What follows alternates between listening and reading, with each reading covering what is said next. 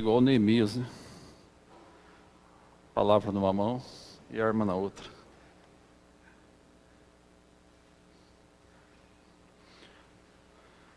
Boa noite a todos.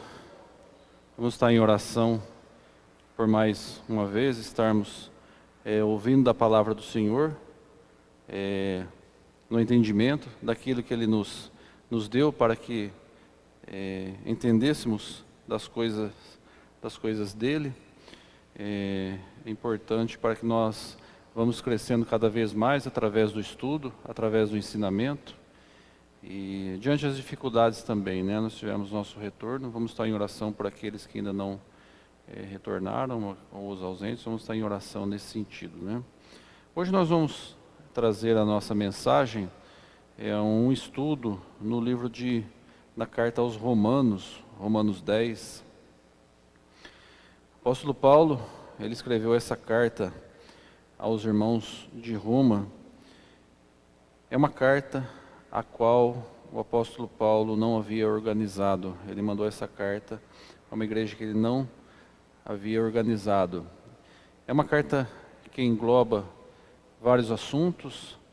É uma carta eclesiástica, menos exortativa. É uma carta que fala de Jesus Cristo, fala do próprio apóstolo Paulo e fala também da nação de Israel, daqueles irmãos legalizantes.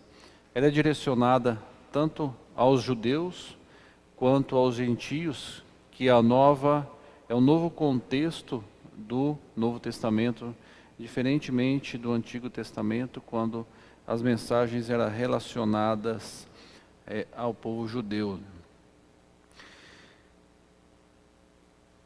Ela traz muitas informações a respeito das nossas bases para o ensino do Evangelho. E ela foi uma carta dirigida à igreja de Roma. Ela não foi dirigida individualmente aos irmãos, mas sim a todos os irmãos de Roma. Se nós lermos em Romanos 1:7, diz o seguinte: a todos os que estáis em Roma, amados de Deus, chamados justos, graça e paz de Deus, nosso Pai e Senhor Jesus Cristo. Ela não está aqui individualizada, esta carta, mas ela está direcionada a todos os irmãos daquela igreja, para que nós não causemos confusão quanto à interpretação da carta de Romanos, que ela é uma carta coletiva, é uma carta à igreja, não é uma carta individual. E o apóstolo Paulo estava muito preocupado com aqueles irmãos judaizantes nessa igreja. Os irmãos ainda estavam na dispensação da lei. Eles ainda não tinham entendido a dispensação da graça. Eles não tinham entendido ainda que Jesus estava trabalhando com os gentios também. Ele não estava trabalhando apenas com os judeus. Nós vemos aqui, no 9, no finalzinho, para começar com o 10, ele diz o seguinte, Romanos 9, 30 a 33, ele diz o seguinte: que direis, pois, que os gentios que não buscavam a justiça alcançaram a justiça? Sim, mas a justiça que é pela fé. Mas Israel, que buscava a lei da justiça, não chegou à lei da justiça. Por quê? Porque não foi pela fé, mas como que pelas obras da lei, pois tropeçaram na pedra de tropeço. Essa pedra de tropeço é Jesus Cristo.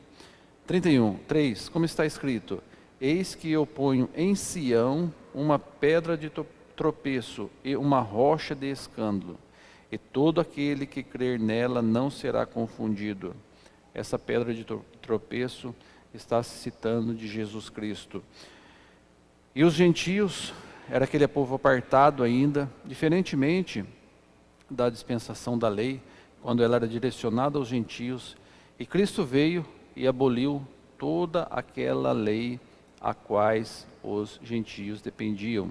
Todos aqueles legalizantes, todos aqueles rituais, todos aqueles filactérios, todas aquelas vestes, todas aquelas simbologias, todas aquelas festas, já não se valia nada para a salvação. Cristo veio, morreu na cruz. Morrendo na cruz, iniciou-se uma nova dispensação, a dispensação da graça, tanto aos gentios quanto aos judeus. Isso foi muito difícil, irmãos, para os gentios da época entenderem toda aquela transformação. Eles já estavam há mais de 400 anos sem uma resposta de Deus.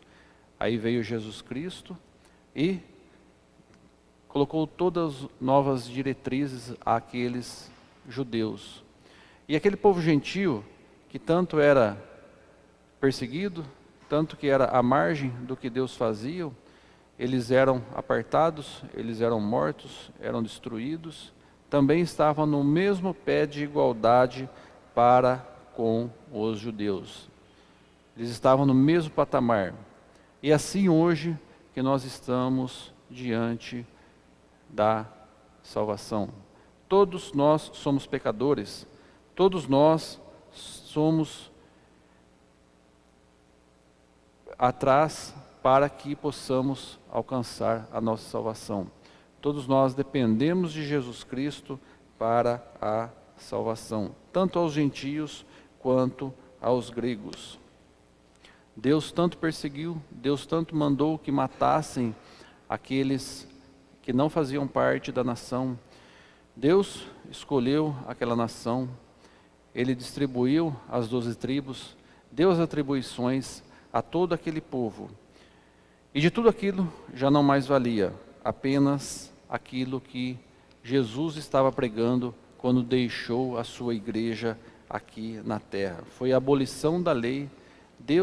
Jesus cumpriu toda a lei, nenhum homem cumpriu, e Cristo cumpriu para mostrar que nenhum homem seria cumpridor de todas as leis.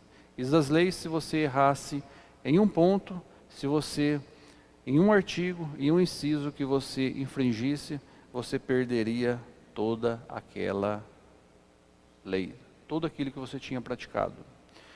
E o judeu estava nessa situação, e foi muito complicado para o judeu ele entender todo esse contexto. Foi muito confuso para que ele entendesse que mais nada daquilo havia. Não precisava mais das leis. E o judeu, ele se sentiu órfão diante do Senhor. Eles se sentiram órfãos. Eles não entendiam que eles não precisavam fazer mais nada. Então esse era o prisma que o apóstolo Paulo estava direcionando a essa carta àqueles irmãos. Ele discorre sobre as coisas de Deus, ele discorre sobre as coisas dos gentios e discorre também sobre as coisas dos judeus, englobando toda a lei. Fala do futuro de Israel. Hoje, Deus não está trabalhando com a nação de Israel. Deus trabalhou no Velho Testamento. Hoje Ele não está trabalhando, mas no Apocalipse Ele vai voltar a trabalhar novamente com o povo de Israel. Então nós vamos iniciar a nossa leitura no capítulo 10, versículo 1, para nós termos um entendimento, para nós termos uma visão de como era a situação daqueles judeus e gentios, e o apóstolo Paulo escreveu essa carta. Só lembrando que quando Paulo escreveu essa carta à igreja de Roma, ele ainda não tinha visitado aquela igreja, né? Esse finalzinho do capítulo 9 que nós lemos, de 30 a 33, o profeta Isaías também disse as mesmas palavras em seu capítulo 28. Mas lemos no capítulo 10 e versículo 1 de Romanos. Irmãos, o bom desejo do meu coração e a oração a Deus por Israel é para a sua salvação. O apóstolo Paulo, ele estava pedindo aqueles irmãos, né, a oração, a súplica e a oração a Deus por Israel e para a sua salvação. Deus zela ainda por esse povo, Deus ainda tem esse cuidado, Deus ainda tem esse carisma por esse povo dele, que tanto se distanciou de Deus. Hoje nós vemos o povo judeu longe do Senhor. Nós vemos o povo judeu distante das coisas do Senhor.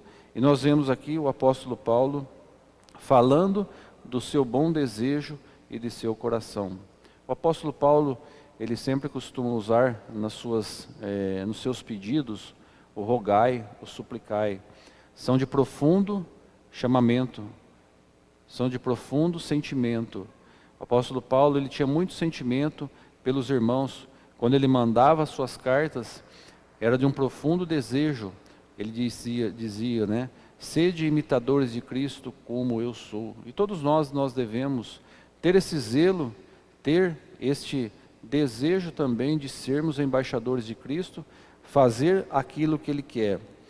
E ele estava pedindo oração por aqueles irmãos que ainda não tinham aceitado, aqueles irmãos judeus que não tinham entendido daquilo que eles deveriam fazer depois da morte de Cristo.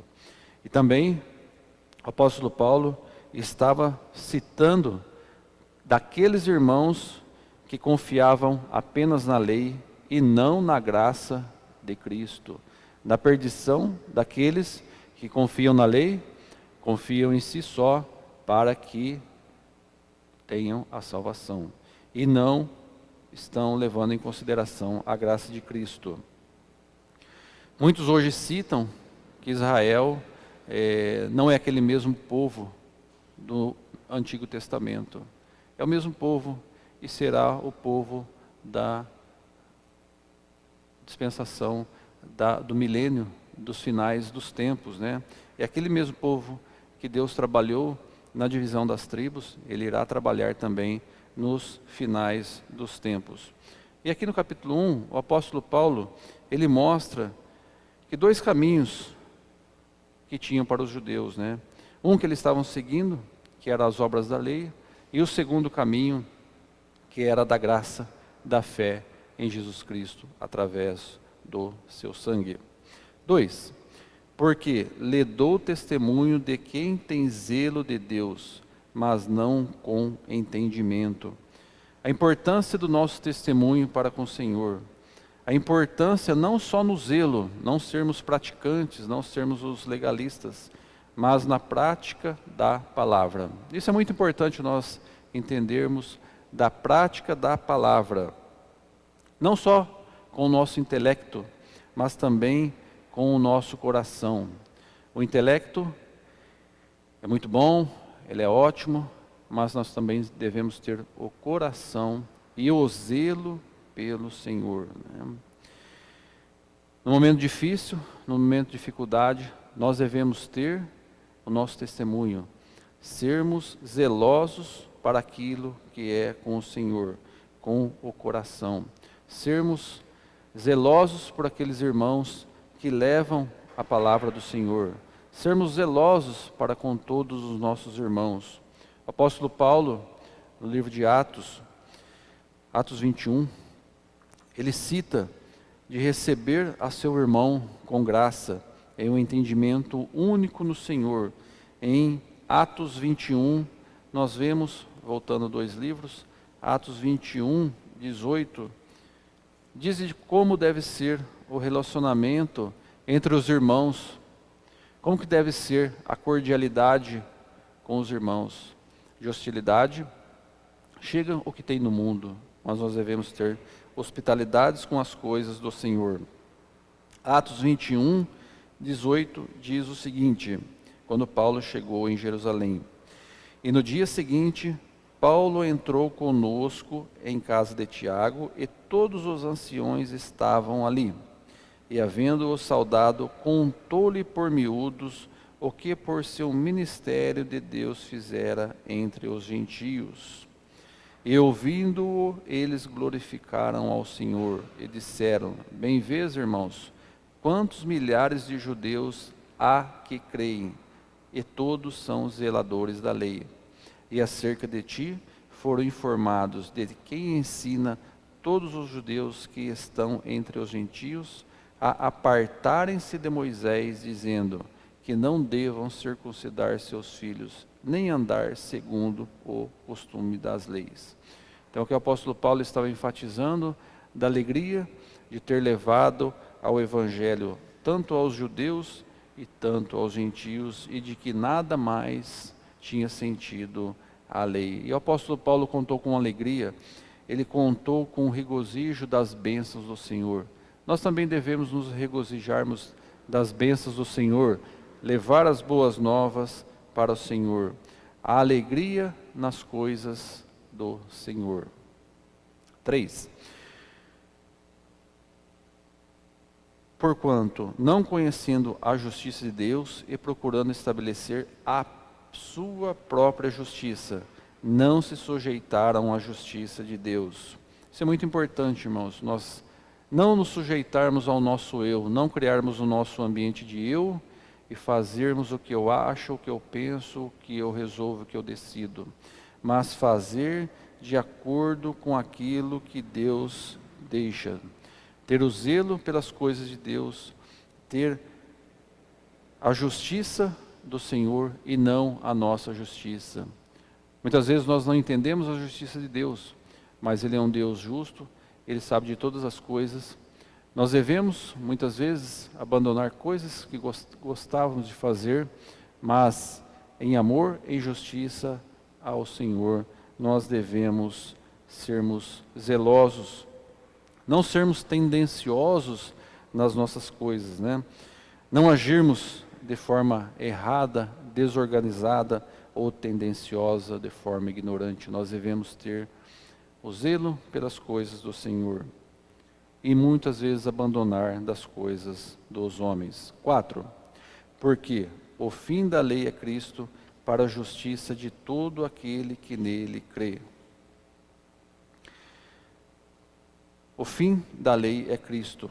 Com Cristo se encerrou toda a lei, para a justiça de todo aquele que nele crê. Somente através de Cristo, somente por Ele que nós chegamos à cruz de Cristo. Aqueles irmãos, aqueles judeus, aqueles legalizantes, eles não estavam compreendendo do fim da lei. Eles ainda não tinham se adaptado, eles não tinham as escrituras, eles não tinham o entendimento da época. Mas Cristo veio para cumprir toda aquela lei que eles não tinham conseguido cumprir. E o fim da lei é Cristo. 5. Ora, Moisés escrevendo a justiça que é pela lei, dizendo: o homem que fizer essas coisas viverá por ela. Somente Cristo foi o nosso cumpridor. E não há nenhum outro meio para a justificação. Nós vemos em livro de Gálatas 3, diz o seguinte: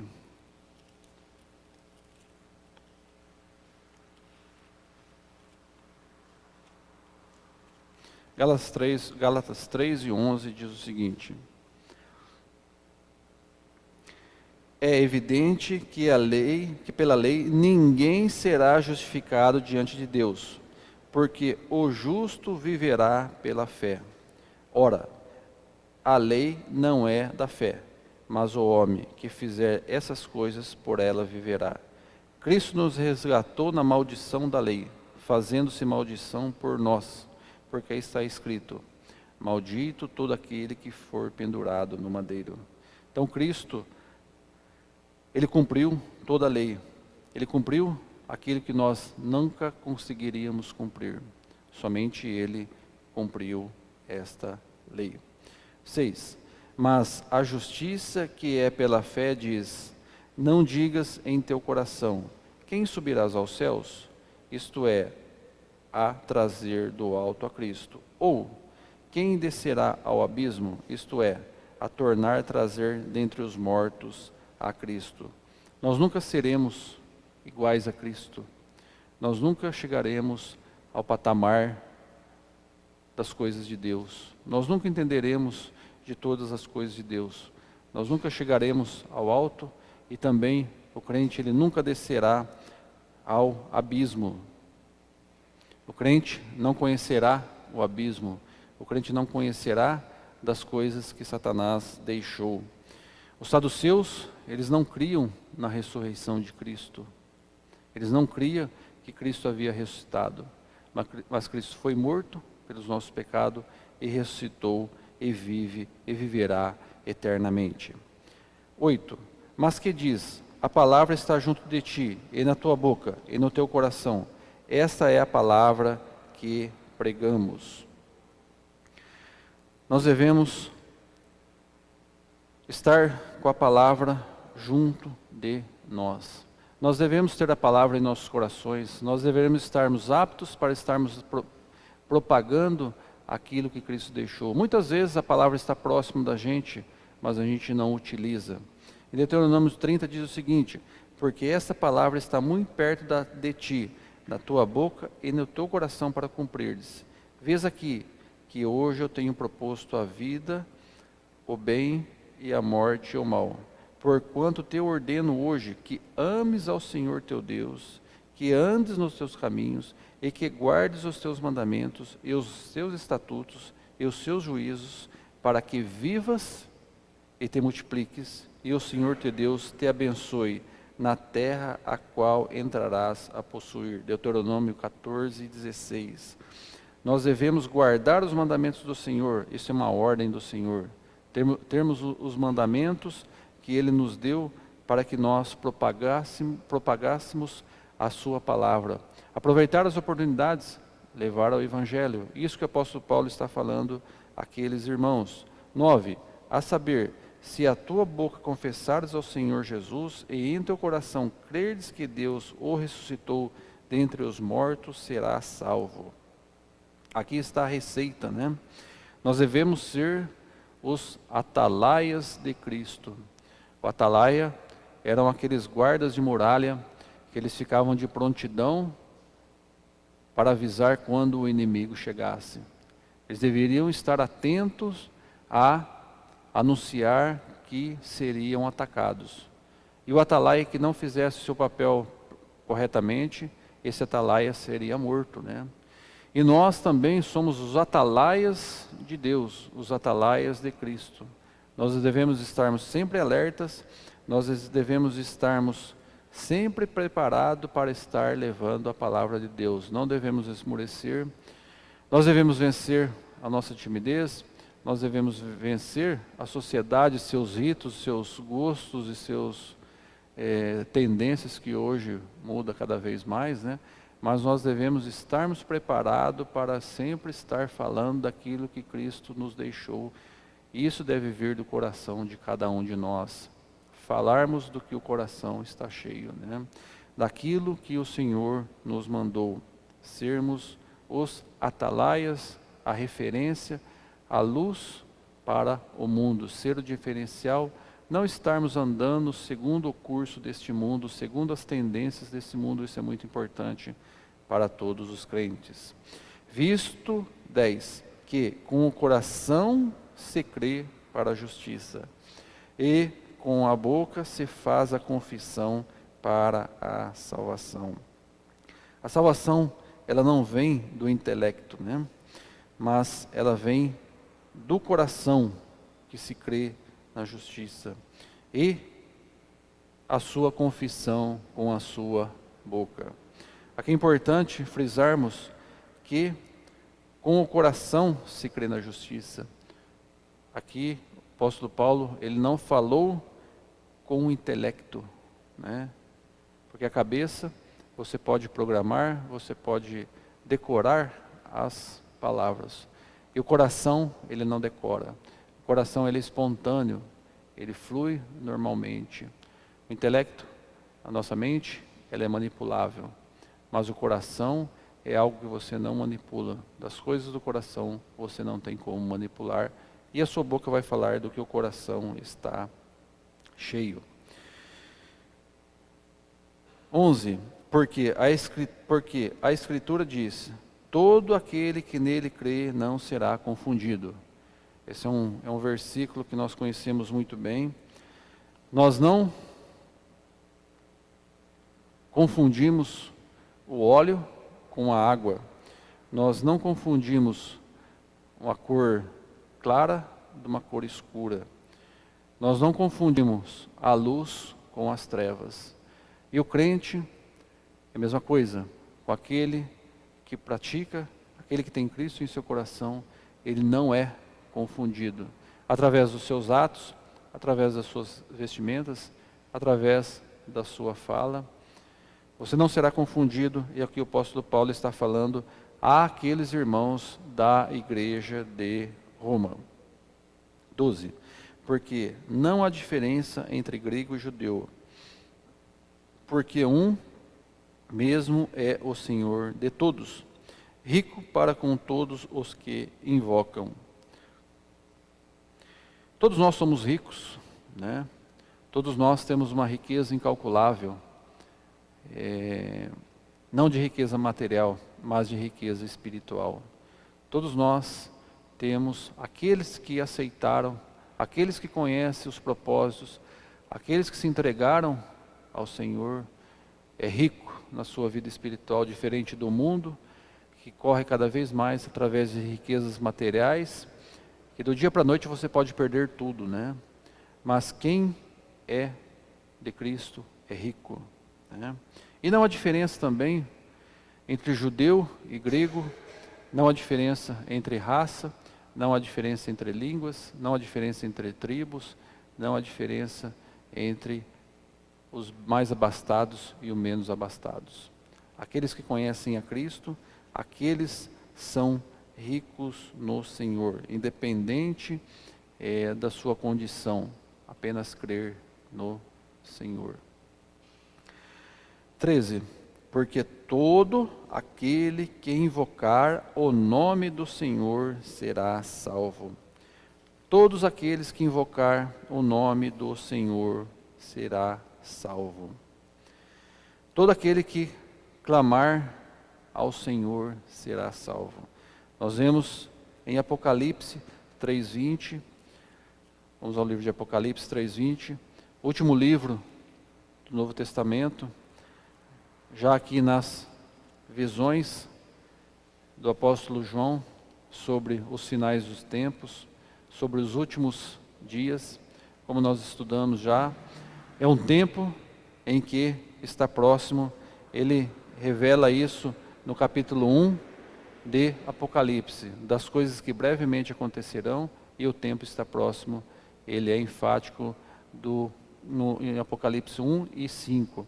E no 3:20 ele diz o seguinte: aos irmãos da igreja de Laodiceia, a todos aqueles que não eram nem quente nem frio, nem era uma coisa nem outra.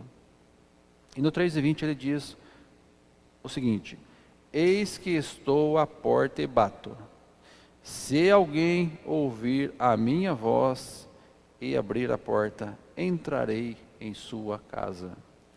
Cristo está em todas as portas batendo. Cristo está implorando para entrar, e todo aquele que abrir, ele entrará e ceará na sua casa. Será uma bênção, será uma riqueza. Atender ao seu pedido. 14. Como, pois, invocarão aquele em quem não creram? Como crerão naquele de quem não ouviram?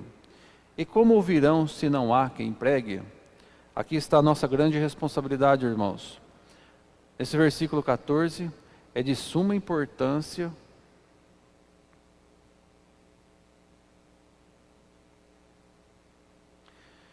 Versículo 14 é de suma importância a nós que conhecemos a verdade, que fazemos parte de um trabalho, que fazemos parte de uma igreja, que fazemos parte daquilo que Cristo deixou nos seus ensinamentos. Como crerão se não ouviram? Como ouvirão se não há quem pregue? Então nós temos uma função muito importante que foi deixado pelo evangelista Mateus em 28 no Ide.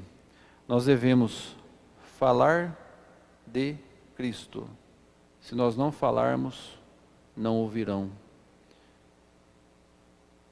Nós temos a responsabilidade com todos aqueles que estão próximos a nós, no evangelizar, no trabalhar, no educar e no estudar.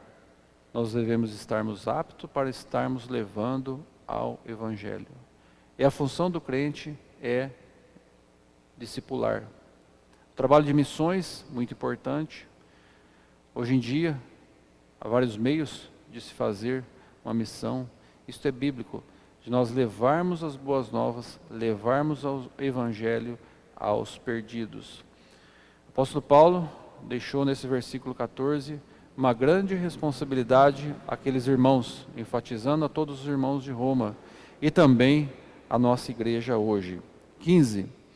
E como pregarão se não forem enviados? Como está escrito: quão formosos os pés dos que anunciam o evangelho da paz, dos que trazem alegres boas novas coisas. Está falando aqui das missões, né?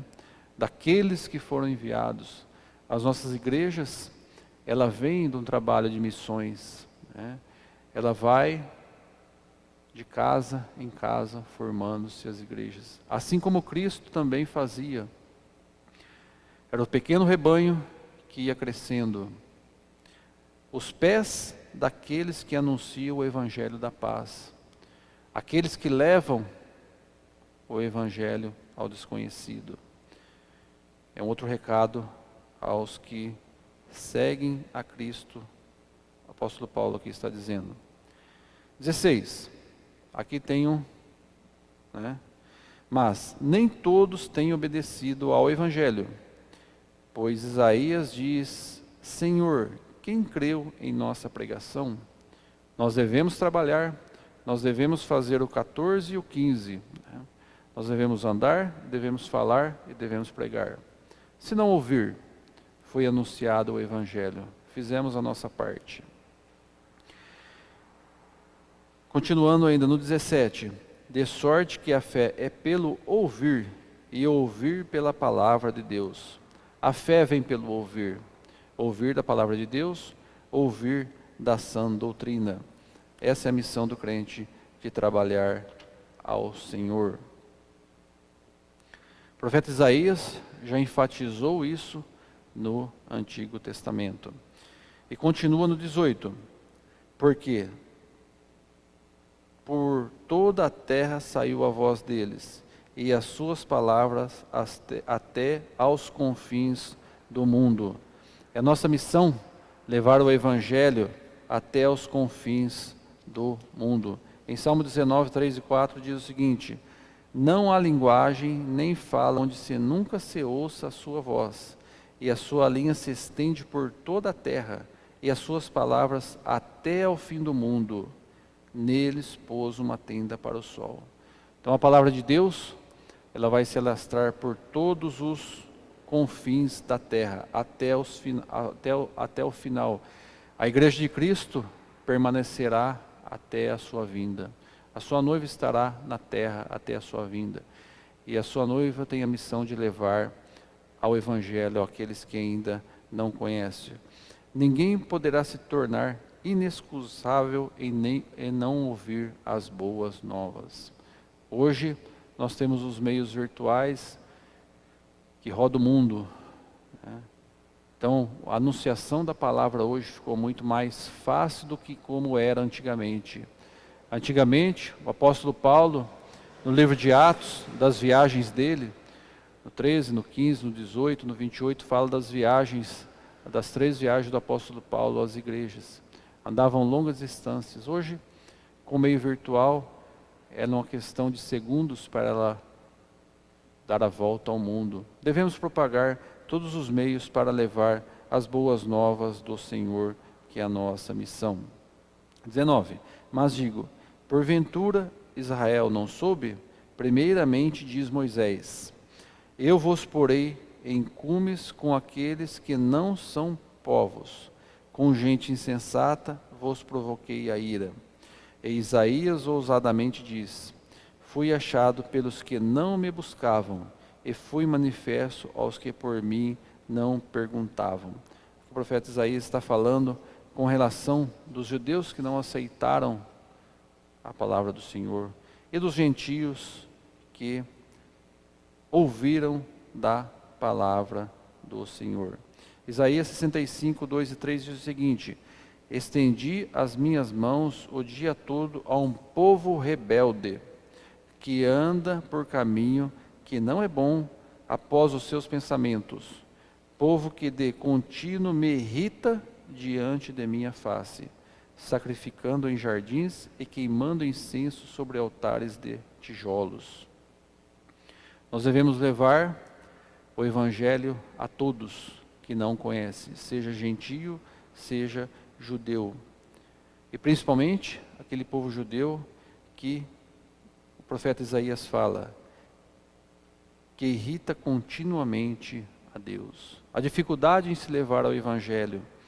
No 16 fala daqueles que não ouvem, no versículo 16.